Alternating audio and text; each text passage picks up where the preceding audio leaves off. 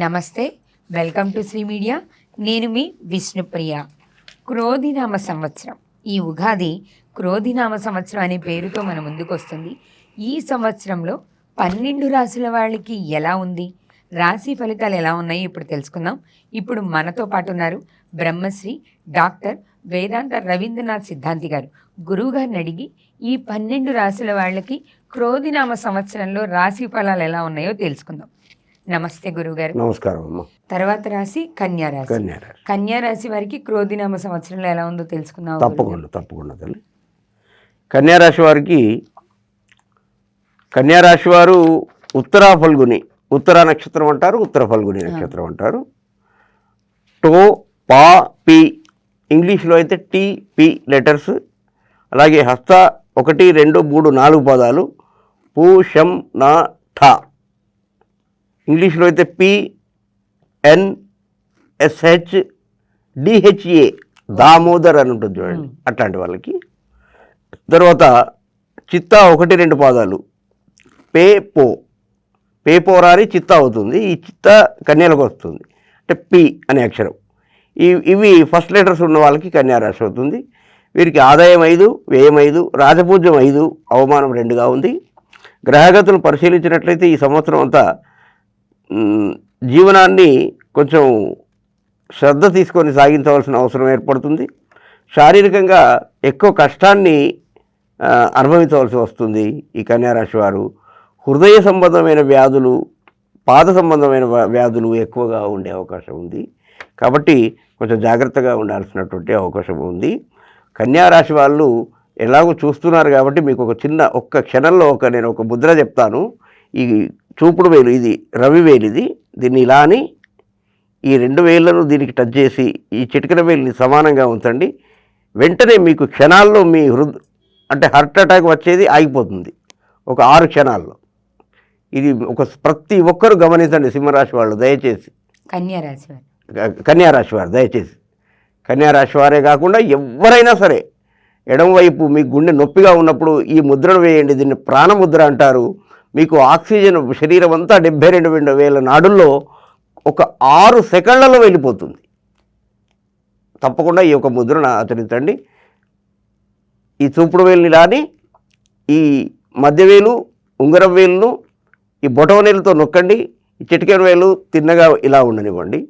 ఇలా 2 చేతులతో చేస్తే ఇంకా మంచిది. నిద్ర రాకపోతే కనుక ఇలా మనం వెళ్ళకిలా పడుకొని ఇలా చేసినట్లయితే మీకు తెలియకుండానే మీరు నిద్రలోకి జారిపోతారు. కొంత సమయం వృధా అయినా ఇది చాలా అవసరం కాబట్టి చెప్పాను. తర్వాత ఇక ధనలాభం విషయం వచ్చినట్టయితే ఈ సంవత్సరం ప్రారంభంలో ధనలాభం ఉంటుంది. చేయి వృత్తి వ్యాపారాల్లో అధికారుల యొక్క మన్ననలు పొందుతారు. మనకంటే పై అధికారుల యొక్క మన్ననలు పొందుతారు. తోటివారి ఆగ్రహానికి గురి అయ్యే అవకాశం ఉంది కనుక కొంచెం మాట్లాడేటప్పుడు కొంత అనుకూలంగా, ఎదుటివానికి అనుకూలంగా కాస్త మాట్లాడితే అయిపోతుంది. క్రయ విక్రయాలు సొంతంగా చూసుకోవడం మంచిది. వ్యవసాయదారులకు 2వ పంట అనుకూలంగా ఉంటుంది, అంటే మొదటి పంట పూర్తిగా సంతోషాన్ని ఇవ్వదు. తర్వాత విద్యార్థులకు తాము ఆశించిన ఫలితాలను పొందుటకు ఎక్కువ కృషి చేయవలసి వస్తుంది. అంటే ఒకవేళ మార్చిలో తప్పితే సెప్టెంబర్ ఉన్నట్టుగా అట్లా ఉంటుంది. ఇక ఫ్యాన్సీ కిరాణా వస్త్ర వ్యాపారులకు నూతన ఉత్పత్తులను ప్రజలకు పరిచయం చేయాల్సి వస్తుంది. ఎందుకంటే కొత్త డిజైన్స్ వచ్చే అవకాశం ఉంది చెప్పాను. ఆదాయాన్ని పెంచుకుంటారు.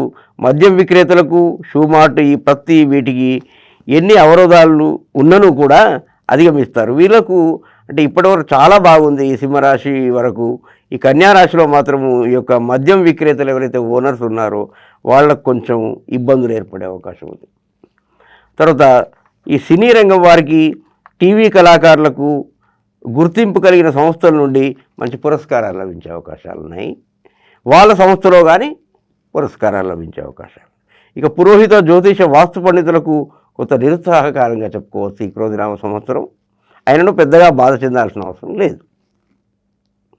ఇక ఇంజనీర్లు, లాయర్లు, డాక్టర్లు, ఇతరత్ర ఎవరైతే ఉంటారో వాళ్ళు కొంచెం వాళ్ళ కార్యక్రమాల కొరకు ఎదురు చూడాల్సి ఉంటుంది. వీళ్ళ కోసం వేచి చూసేవారు తక్కువ, వీళ్ళే క్లయింట్స్ కోసం వేచి చూడాల్సిన అగత్యం ఏర్పడుతుంది కన్యారాశికి క్రోధినామ సంవత్సరంలో. ఇక కంప్యూటర్ రంగం వారికి కూడా కొంత అశుభంగానే ఉంది ఈ క్రోధినామ సంవత్సరం. రాజకీయ నాయకులకు స్త్రీల వలన తీవ్ర ఇబ్బందులను ఎదుర్కొనే అవకాశం ఈ కన్యారాశి వారు. తర్వాత ఈ రాశి స్త్రీలకు సంఘం యందు కుటుంబం యందు పలుకుబడి కొంచెం తగ్గే అవకాశం కూడా ఉంది. నక్షత్ర ఫలితాన్ని గమనించినట్టయితే ఉత్తర 2, 3, 4 పాదాలు విదేశయాన ప్రయత్నాలు ఫలిస్తాయి.